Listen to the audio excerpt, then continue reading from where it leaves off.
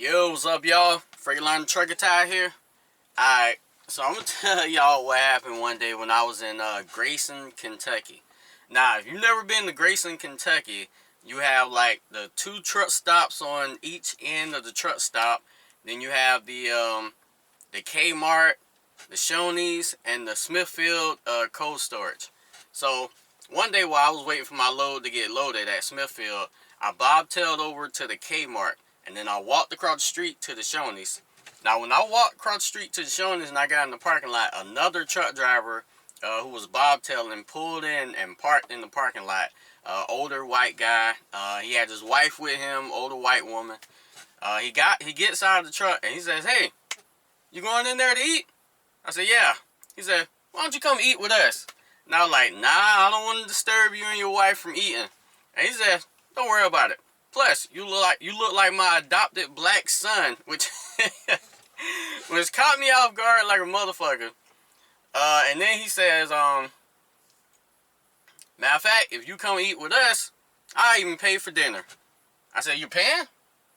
"Okay, Dad, let's go. My white adopted dad. All right, let's go eat." So, so we go in, we sit down, and when we start eating, he starts telling me his whole life story and shit. About how he grew up in like an abusive family. Mom and dad was strung out on fucking drugs, and eventually he got kicked out and was living on the streets. And then he said he was trying to get government assistance.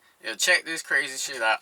He was trying to get government assistance when he was a kid, and he kept getting denied. He got denied like 6 times. And then eventually a black woman that worked there pulled him to the side and told him the truth that he was getting denied because he was white. Now this was when he was a kid, so it had to have been like maybe 30, 40 years ago. So she told him that he was getting denied for government assistance because he was white, and they were only giving assistance to blacks and minorities. Some shit I never thought I'd say in my fucking life. But from there, he ended up getting a job, and from there he went and got into trucking. And he said from trucking basically saved his life because it gave him a home and an above average job to work, so he was able to save money. From there, he met his wife, and then from there, they got a house, and then they adopted their black son, which apparently me and his son had the same first name, which only makes me wonder if I need to start asking my mama some serious questions. But besides that, but unfortunately, his wife eventually came down with amnesia. But it was a weird type of amnesia. It was the type of amnesia where she would forget that her husband is her husband, but she would think that every older white man she runs into is her husband. So he has to keep a very close eye on her like all day, all the time. But basically, yeah, his whole story was that driving trucks saved his life. It brought him money, success, a home, a wife, enough money to adopt a black kid from Africa, I'm assuming. So I'm like, damn, that was a powerful story. So we get up and we go to, he goes to pay. Now, it's him standing in front of me at the counter paying. I'm standing behind him, and his wife is behind me. So, yo, check this shit out. An older white man came into the restaurant behind and stood behind her. She turns around and puts her hand on his cheeks like this, and then starts whispering some shit in his ear.